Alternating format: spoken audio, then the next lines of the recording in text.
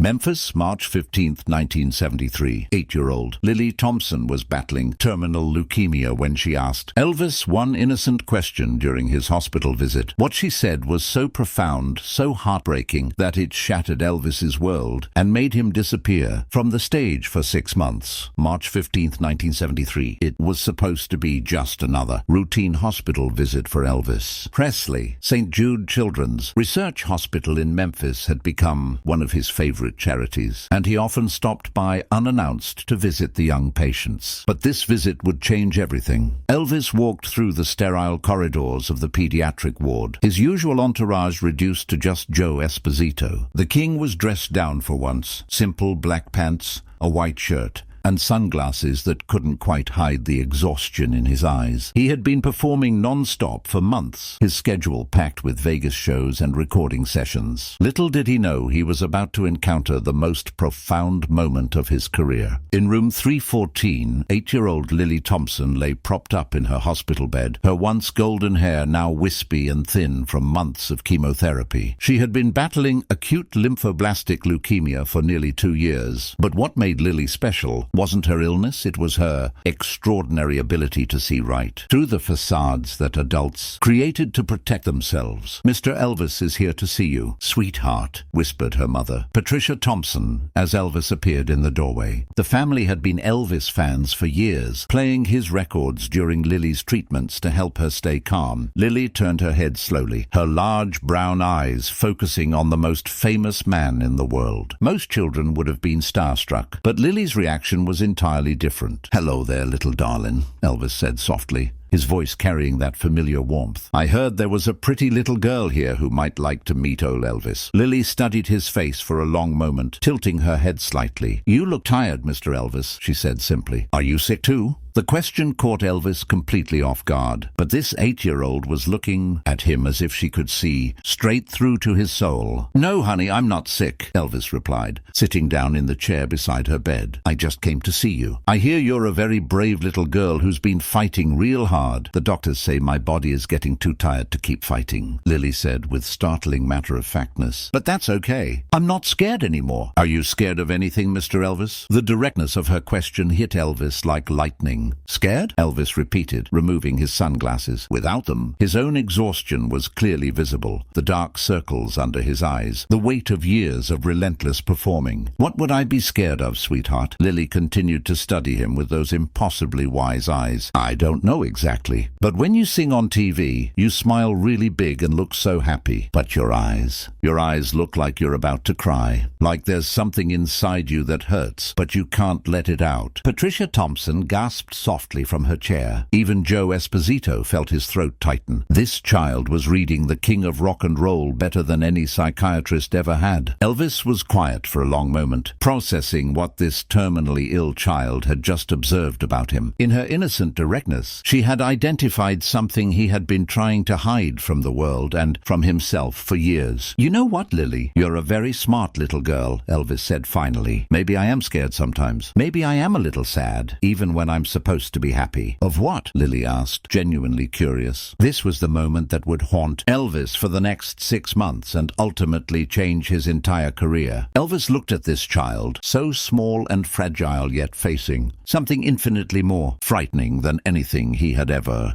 confronted, and realized he couldn't lie to her. "I guess I'm scared of disappointing people," Elvis admitted, his voice barely above a whisper. "Everyone expects Elvis Presley to be happy all the time, to never have problems. But sometimes I feel just as lost and confused as anybody else. Sometimes I don't know who I really am underneath all the performance." Lily nodded solemnly. "My mama says it's okay to be sad sometimes. She says being sad doesn't make you weak, it makes you honest. And being honest makes you brave." The wisdom in those words broke something open deep in Elvis's chest. "Mr. Elvis," Lily said, her voice growing softer, "can I ask you something really important?" "Of course, darling. You can ask me anything." What Lily asked next would echo in Elvis's mind for the rest of his life and fundamentally change how he approached his music. "Why do you sing happy songs when your eyes look so sad? Don't you think your fans would love you even more if you let them see the real you sometimes?" "I think sad songs can be just as beautiful as happy ones. Maybe even even more beautiful because they're more true. The hospital room fell completely silent, and Elvis Presley sat frozen in his chair, staring at an 8-year-old girl who had just seen straight through to the core of his deepest struggle. But Lily wasn't finished with her gentle interrogation. "I watch you on TV sometimes when the medicine makes it hard to sleep," she continued, her small hand reaching out to touch his arm. "And I can see it in your face, especially when you think the cameras aren't looking. You're performing being happy, but you're not really happy inside. It's like you're wearing a mask made of music and smiles." A single tear rolled down Elvis's cheek, then another. Here was this child facing the end of her young life, showing more emotional wisdom than he had displayed in years of performing. "Lily, honey, that might be the smartest, most honest thing anyone's ever said to me," Elvis whispered. "I don't want to make you sad, Mr. Elvis," Lily said quickly. "I just think maybe if you sang some sad songs too, it might help other people who feel sad sometimes. It might help them know they're not alone." That simple observation shattered the last of Elvis's carefully constructed defenses. Elvis gently took Lily's small hand in both of his. "Would you like me to sing you something, sweetheart? Something real, not just a performance?" Lily's face lit up with the first genuine smile anyone had seen from her in weeks. "Yes, please, but not one of your famous songs. Sing me something from your heart." What happened next would become one of the most sacred moments in music history. Elvis closed his eyes and began to sing, not in his polished performance voice, but vulnerably, like a prayer whispered in despair. He sang, "Precious Lord, Take My Hand," a gospel song that had always brought him comfort during his darkest moments. As his voice filled the hospital room, something extraordinary occurred. Lily's labored breathing seemed to ease. The tension in her small body relaxed, and her mother later described it as if the music was actually healing her daughter's pain, spiritually, emotionally, in ways that medicine couldn't touch. When the song ended, Lily smiled and closed her eyes, looking more peaceful than she had in months. "Thank you, Mr. Elvis. That was the most beautiful thing I've ever heard." That's who you really are, isn't it? Not the man on TV, but the man who just sang to me like we were the only two people in the world. Elvis nodded, unable to speak past the enormous lump in his throat. "Will you promise me something?" Lily asked, her voice growing weaker. "Anything in the world, darling." The promise Elvis made in that hospital room would alter the course of his entire career. "Promise me you'll let people see the real you sometimes. Not just the happy Elvis, but the sad Elvis too. The Elvis who doesn't have all the answers. The world needs more real music. Real music helps people feel less alone.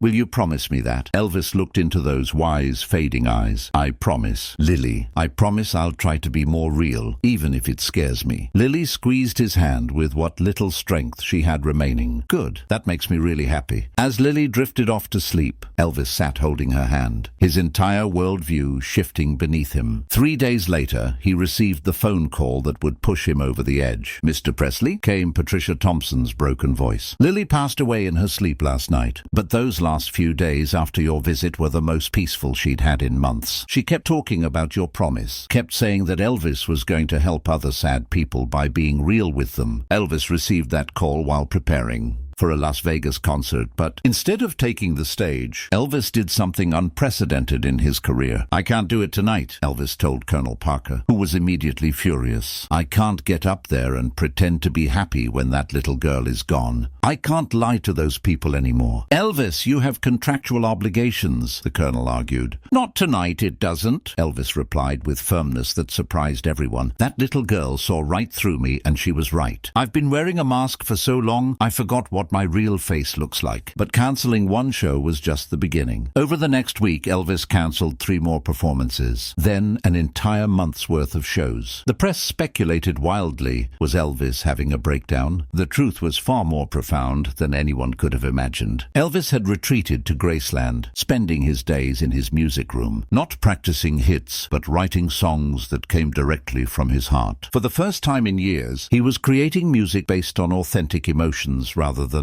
commercial considerations. During this period, Joe Esposito later revealed, Elvis was having a spiritual and artistic awakening. Elvis was questioning everything, Joe explained years later. That little girl had asked him the one question he'd been avoiding. Who was the real Elvis Presley when the cameras stopped rolling? And he realized he genuinely didn't know anymore. But there was more happening behind closed doors at Graceland. Elvis began writing letters to Patricia, pouring out his fears. "I find myself thinking about Lily every every single day," one letter began. "She saw something in me that I had hidden from myself. I'm scared to show people my real face, but I made her a promise." The transformation wasn't just emotional, it was also deeply spiritual. Elvis began attending small, private church services in Memphis, something he hadn't done since childhood. Reverend James Cleveland, who conducted these intimate gatherings, later recalled, "Elvis would sit in the back row. Just like any other member of the congregation, he wasn't there as a celebrity. He was there as a man searching for meaning, for peace, for understanding of his purpose." During one particular service, Elvis stood up unexpectedly and spoke to the small congregation of about 30 people. "I met a little girl recently who taught me something I should have learned years ago," he said, his voice thick with emotion. "She taught me that God doesn't want us to pretend we're perfect. He wants us to be honest about our struggles, because that's when we can truly help each other." Meanwhile, the outside world was growing increasingly frantic about Elvis's disappearance. Newspapers ran daily speculation pieces. "Where is Elvis?" became a national obsession. Colonel Parker was fielding hundreds of calls from promoters, record executives and television producers, all demanding to know when the king would return to work. But perhaps most telling were the thousands of letters pouring into Graceland from fans around the world. Initially, many were demanding explanations or expressing frustration about cancelled shows. But as weeks turned into months, the tone of these letters began to change dramatically. "Dear Elvis," wrote Margaret Sullivan from Ohio, "I heard you've been going through a difficult time. I want you to know that I understand. I've been pretending to be happy for my family while dealing with my own depression. And I'm tired of wearing that mask too. Take all the time you need to find yourself." Similar letters arrived by the hundreds, fans sharing their own struggles with authenticity, with depression, with the pressure to appear perfect when they felt broken inside. Elvis read every single letter, and they profoundly impacted his understanding of his role in people's lives. In those 6 months, Elvis wrote over 40 new songs. Most were ballads, deeply personal pieces about loneliness, about the crushing weight of fame, about searching for authentic meaning. They were the most honest songs he had ever written, but they were also the most emotionally risky. One song in particular, "Behind the Mask," became central to his transformation. Charlie Hodge was present when Elvis first played this deeply personal song. "I'd never seen Elvis so vulnerable," Charlie remembered. He played it through once, then broke down crying. He said, "I don't know if I'm brave enough to sing this for people, but I promised a dying little girl I'd try to be real." Another song, "Lily's Question," became his most personal composition. In it, Elvis recounted the hospital encounter in musical form. The bridge contained the line that became his new artistic manifesto about letting people see his authentic self. But the most remarkable aspect of this creative period was Elvis's collaboration with unlikely partners. He began writing with local Memphis musicians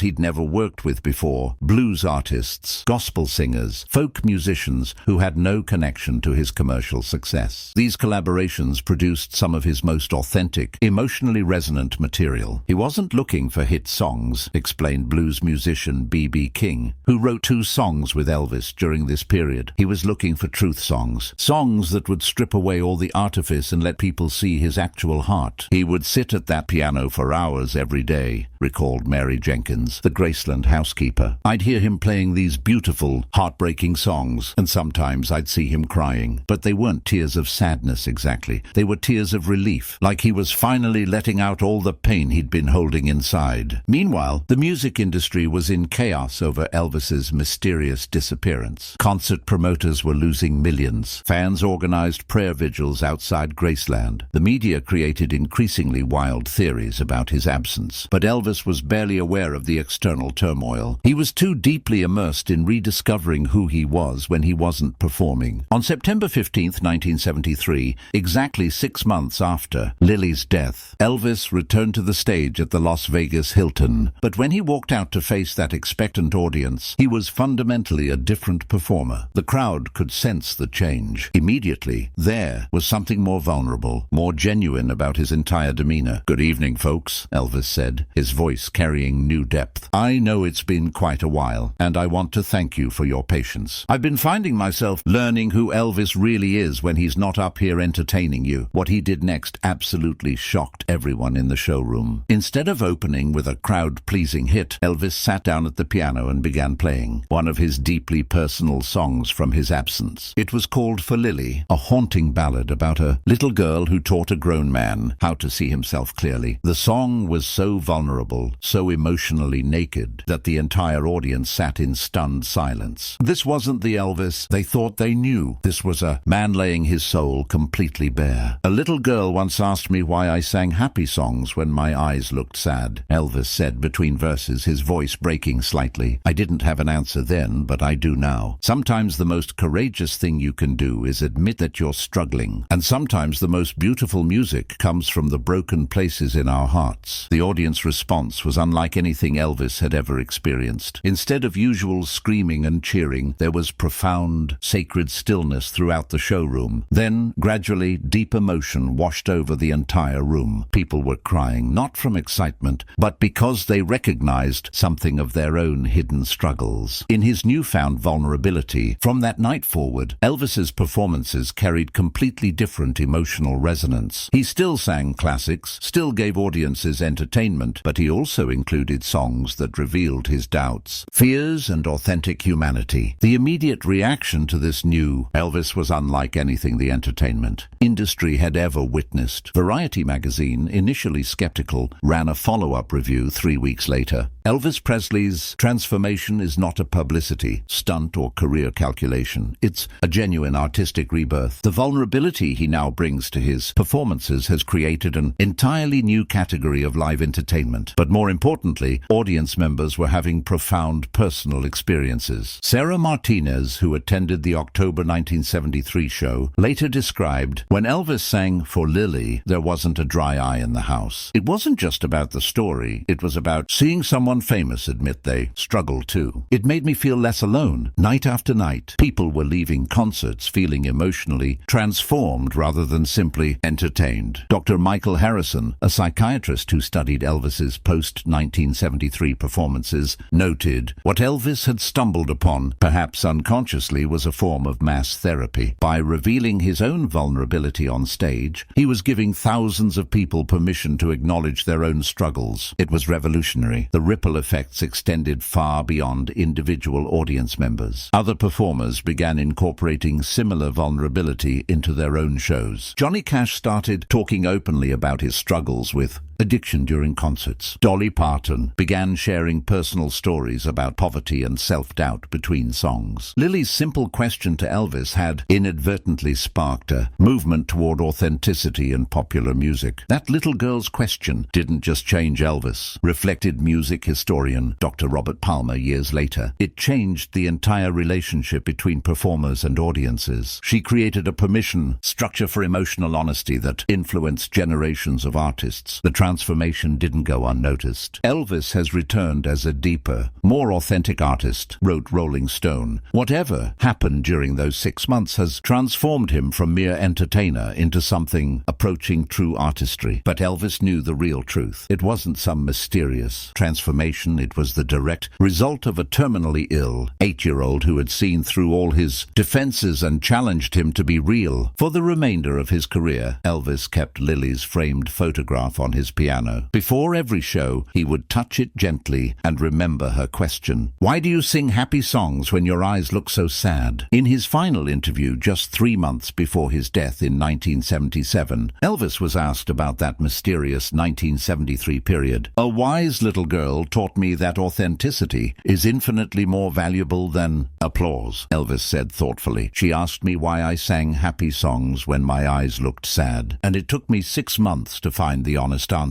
The answer was that I had forgotten it was okay to be sad sometimes, to be imperfect, to be human. My fans didn't need me to be perfect. They needed me to be real." Today, the Lily Thompson Memorial Wing at St. Jude stands as testament to that profound encounter. But the memorial extends far beyond just a building. The Lily Thompson Foundation, established by Patricia Thompson in 1975, has funded music therapy programs in over 200 children's hospitals worldwide. Each program begins with the same principle that Lily demonstrated with Elvis. Authentic emotional connection heals more effectively than any performance or pretense. The Foundation's motto, taken directly from Lily's words to Elvis, reads, "Real music helps people feel less alone." Every March 15th, children at St. Jude gather to sing For Lily, the song Elvis wrote in her memory. But the tradition has grown into something even more meaningful. Children undergoing treatment are encouraged to ask the same kind of honest, direct questions that Lily asked Elvis. They interview doctors, nurses, family members, and visiting musicians with the simple goal of seeing past professional facades to the real humans underneath. Dr. Amanda Rodriguez, current director of music therapy at St. Jude, explains the program's impact. What we've discovered is that when children feel free to ask authentic questions, the kind Lily asked Elvis, it creates profound healing opportunities for everyone involved. The medical staff become more human to the children feel more empowered in their treatment, and families connect on deeper levels. The program has documented remarkable results. Children who participate in Lily's question sessions show measurably decreased anxiety, improved cooperation with treatment protocols, and enhanced emotional resilience. But perhaps most significantly, they report feeling less alone during their medical journey. One recent participant, 9-year-old Marcus Williams, battling the same type of leukemia Lily had, made a connection that would have made her proud. During a visit from country music star Keith Urban, Marcus asked him, "Do you ever get scared when you're on stage? Because you look really confident. But my mom says confident people get scared too sometimes." Keith Urban's response, an honest admission about his pre-performance anxiety and how he channels fear into energy, led to a 20-minute conversation about courage that Marcus later said changed how I think about being brave with my cancer. The Lily Thompson Foundation has also created the most comprehensive archive of Elvis's post-1973 material in existence. Every March 15th, children at St. Jude gather to sing For Lily, the song Elvis wrote in her memory. The tradition continues decades later, a beautiful reminder that sometimes the most important questions come from the most innocent sources. The lesson Lily taught Elvis, that authenticity is more powerful than any performance, has become a guiding principle for artists across every genre. Musicians regularly cite Elvis's post-1973 work as a pivotal example of how sharing your struggles, rather than hiding them, creates deeper connections with audiences. But the influence extends far beyond the music industry. Business leaders and therapists now study the Lily principle, the idea that vulnerability creates more powerful connections than polished perfection. The questions Lily asked have become a framework used in therapy worldwide. Therapists ask clients, "What mask are you wearing? Why perform happiness when your eyes show sadness?" Dr. Sarah Chen explains Lily's questions cut through psychological defenses that took psychology decades to recognize. Even more remarkably, Elvis's vulnerable performances are now used in medical settings. The For Lily recording is played in hospice facilities and cancer centers worldwide. Music therapists report that patients often feel permission to express their own fears more openly after hearing Elvis's authentic emotion. In 2019, the Smithsonian Institution acquired the complete archive of Elvis's 1973-1974 Lily period recordings and writings. The exhibition, titled When the King Became Human, has become one of the most visited displays in the museum's history. Visitors regularly report being moved to tears not by Elvis's fame, but by his willingness to be vulnerable and authentic. Perhaps most significantly, Lily's question has inspired an annual event that continues to touch lives today. Every August 16th, the anniversary of Elvis's death, radio stations worldwide participate in Authenticity Day, playing only songs by artists who openly share their struggles and vulnerabilities. The event raises millions of dollars for mental health awareness and music therapy programs. But the most powerful testament to Lily's impact might be the simple fact that her 8-year-old wisdom continues to challenge people today. Social media is filled with people sharing their own Lily's question moments, times when someone's honest inquiry helped them recognize the masks they were wearing and inspired them to be more authentic. In the end, an 8-year-old 8-year-old girl accomplished something that critics, executives, and psychiatrists had been unable to achieve. She helped Elvis discover his most authentic voice. Not the voice that made him famous, but the voice that made him genuinely human. Why do you sing happy songs when your eyes look so sad? It was a simple question from a child facing the unthinkable, but it changed the king of rock and roll forever. And through him, it changed music itself. Lily Thompson lived only 8 years. But her innocent question echoed through Elvis's life and continues inspiring artists today. She reminded us that the greatest performances come not from hiding our pain, but from sharing our authentic selves. If this story moved you, subscribe to Elvis Presley Legacy. Stories, because these hidden chapters revealed the beating heart beneath the sequins and spotlight. Share this story with someone who needs to remember that it's okay to be real, even when the world expects you to be perfect.